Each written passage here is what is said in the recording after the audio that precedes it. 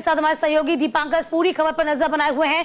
दीपांकर, ये बहुत चिंताजनक है कि जो हथियार आतंकवादियों के पास देखेगा, जिसमें M4 कार्बाइन राइफल्स है, पाकिस्तान की SI और सेना ने मिलकर इस तरह की रचना करी है।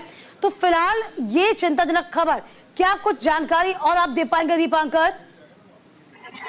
जी हाँ, बिल्कुल आप सही बता रहे हैं। जम्मू कश्मीर में जिस तरह से जम्मू में अलग-अलग हमले हुए, जिसमें हमारे कई जवान जो है वो शहीद हुए हैं।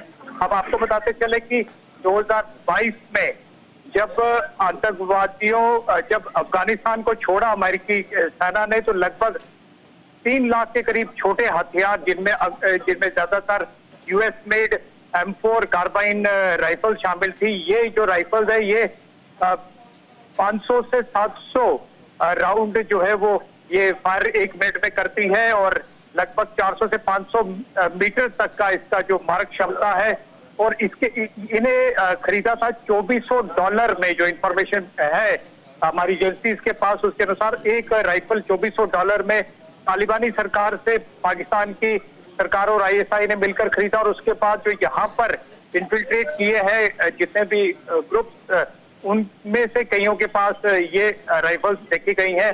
हाल ही में जो कठुआ का मशेड़ी में जो हमारे पर एक हमला हुआ था हमारे काफिले पर, उसमें इस राइफल का इस्तेमाल हुआ था। इससे पहले भी हम आपको बताएं कि पुंछ में M4 राइफल्स का इस्तेमाल की बात की गई थी।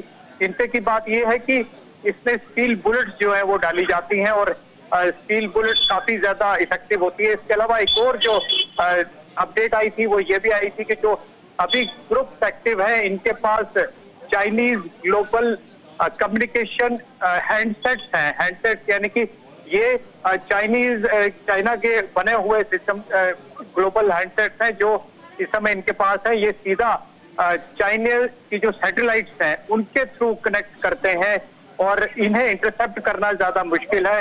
एक बात ये समझ में आ रही है जो हमारी इंटेलिजेंस एजेंसीज को कि इसमें चाइना भी शामिल है। कल ही जिस तरह से आपने देखा होगा कि जो पिस्टल्स रिकवर हुई पंजाब बॉर्डर पर, उनमें चाइनीज जो एक बुलेट्स हैं वो देखी गई है। और लगातार समय समय पर जो चाइनीज स्टील बुलेट्स हैं वो यहाँ पर आतंकियों द्वारा इस्तेमाल की गई हैं।